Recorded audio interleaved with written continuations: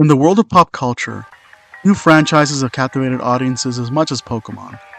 Created by Satoshi Tajiri and Ken Sugimori in 1996, Pokémon quickly became a global phenomenon, spawning video games, trading cards, an animated series, and a multitude of spin-offs. Among the hundreds of unique Pokémon, some stand out for their distinct traits. One such Pokémon is Kadabra, a psychic type known for its psychic abilities and the iconic spoon that it holds.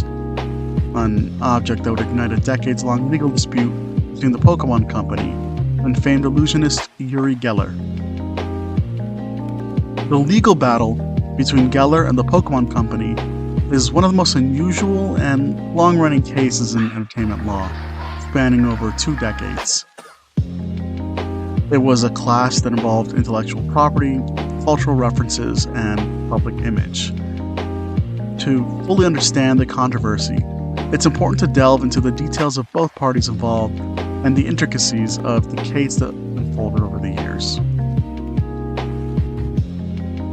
So, who is Uri Geller? Uri Geller is a well-known Israeli-British illusionist and psychic entertainer who rose to fame in the 1970s. Geller became a household name for his purported ability to bend spoons, keys, and other metal objects using only his mind. He claimed that these feats were demonstrations of genuine psychic power, though skeptics have often suggested they were simple tricks of misdirection or sleight of hand. Regardless, Geller's spoon bending became his signature act and remains closely associated with his persona to this day. Geller enjoyed a long and successful career in entertainment, appearing on television shows and in live performances around the world.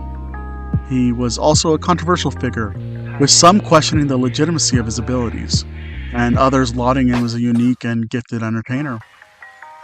However, it was this very association with spoon bending that would become the foundation for his legal battle against the Pokémon Company. Kadabra, a psychic-type Pokémon first introduced in the original Pokémon Red and Blue games, or Red and Green if you're from Japan, quickly became one of the most recognizable figures in the series due to its distinctive design and psychic powers. In the Pokémon universe, Kadabra evolves from Abra and later evolves into Alakazam, forming a trio of powerful psychic Pokémon that are fan favorites for their strength and utility in battles. In fact, Alakazam, aside from the legendaries, has a good argument for being the best Pokémon in the original games, due to a design oversight regarding its special stat. But that's a conversation for another time. In any case, Kadabra's visual design is marked by its humanoid form, sharp features, and most notably, the spoon that it holds in its hand.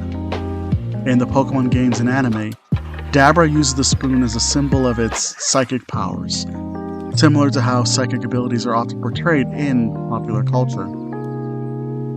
The controversy over Kadabra began when Uri Geller noticed a striking similarity between the Pokemon's spoon-wielding abilities and his own trademark spoon-bending act.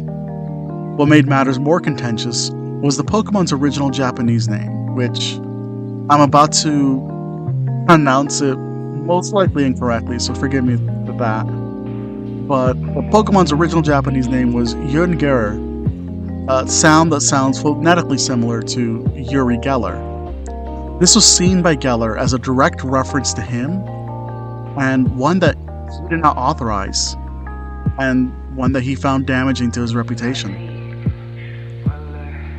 In November 2000, Geller took legal action against the Pokémon Company, claiming that Kadabra was an unauthorized likeness of him, and that the character's depiction, particularly the use of the spoon, was a direct ripoff of his persona. Geller's lawsuit sought monetary compensation, and more significantly, an injunction to stop the Pokémon Company from using Kadabra in any future Pokémon trading cards or media. Geller's argument revolved around 3 main points. One, that Kadabra was an unauthorized use of his likeness. He contended that the Pokémon Company had used his likeness without his permission, because he saw Kadabra's spoon bending as a blatant reference to his famous act, which he had built his career around. It doesn't help that the Pokemon's original Japanese name, Uri Geller, and Uri Geller's own name were phonetically similar. Geller's second point was that Kadabra equated to defamation and reputation damage. He argued that Kadabra's portrayal was defamatory. He felt that the Pokemon was portrayed in a sinister manner, with darker, more malevolent features that could tarnish his image as an entertainer and psychic. He even referred to Kadabra as satanic, which was an accusation lobbed around Pokemon in its early days, mostly. His third point was that Kadabra's psychic abilities and spoon bending was designed to reference his specific skill set, which, to him anyways, further solidified his argument that his persona had been misappropriated.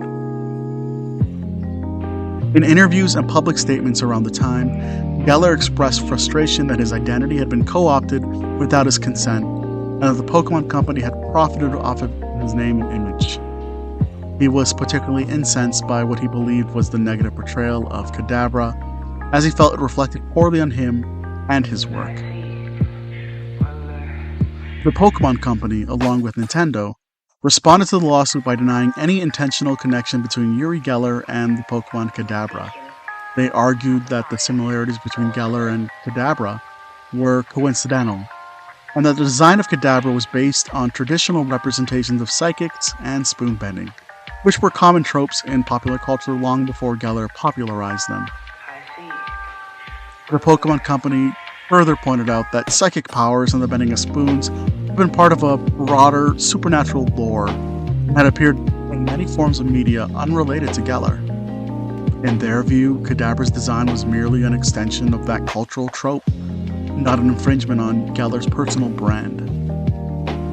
Despite the Pokémon Company's defense, the lawsuit had an immediate impact on how Kadabra was used in the franchise moving forward. One of the most significant consequences of Uri Geller's legal action was the effective disappearance of Kadabra from the Pokemon trading card game.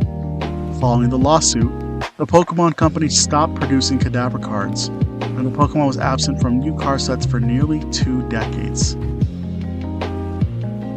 This was a notable development, because Kadabra was a crucial part of the evolution line for Abra and Alakazam, and its absence effectively meant that the Pokemon Company couldn't print any of the 3 Pokemon, not just Kadabra. For about 2 decades, no new Kadabra cards were printed, leaving fans of the trading card game with a gap in their collections. Kadabra also largely disappeared from other media, including the Pokemon animated series, where it rarely made appearances. While Kadabra was still present in the games, its diminished role in the franchise was a clear sign of the legal battle's impact. The absence of Kadabra became a point of frustration for Pokemon fans, especially those who were avid collectors of the trading cards. For years, speculation circulated about whether Kadabra would ever return to the card game, with many assuming that the legal dispute between Geller and the Pokemon Company was the primary reason for the Pokemon's absence. For years, the legal battle between Uri Geller and the Pokemon Company seemed to be at a standstill, with no resolution in sight. However, in a surprising turn of events, Uri Geller announced in November 2020 that he had changed his mind about the lawsuit and was willing to allow the Pokemon Company to once again use Kadabra in its trading cards and other media. In a public statement, Geller expresses regret over the lawsuit and acknowledged the long-term impact it had on the franchise. He stated that he had been overwhelmed by messages from Pokemon fans asking him to allow Kadabra's return to the trading card game. Geller apologized for any harm the lawsuit may have caused to fans and gave the Pokemon Company his blessing to use the Pokemon once again. "I am truly sorry for what I did 20 years ago," Geller said in a tweet. "Kids and grown-ups, I am releasing the ban. It's now all up to Nintendo to bring my Kadabra Pokemon card back. It will probably be one of the rarest cards now." Geller's change of heart was met with widespread approval from the Pokemon community, which had long hoped for Kadabra's return. His decision paved the way for the Pokémon Company to reintroduce Kadabra to the trading card game, and fans eagerly awaited the Pokemon's reappearance in future card sets. The legal battle between Uri Geller and the Pokémon Company highlights the complex relationship between intellectual property law, cultural references, and celebrity rights. Geller's lawsuit was based on the notion that his public persona, specifically his spoon-bending act, had been appropriated without his permission. In this sense, the case serves as an example of the challenges celebrities face in protecting their personal brand and image in an era of mass media and cultural references. At the same time, the Pokémon Company's defense raised an important question about the extent to which cultural tropes, such as psychic powers and spoon bending, can be claimed by individuals.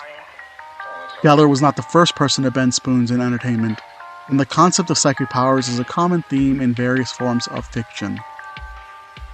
The question of where the line is drawn between cultural homage and intellectual property infringement remains a contentious issue in entertainment law.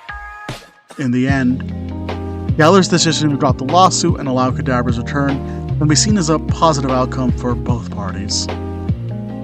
The Pokémon Company was able to reintroduce a beloved Pokémon to its franchise, and Geller demonstrated goodwill by listening to fans and reconsidering his legal position.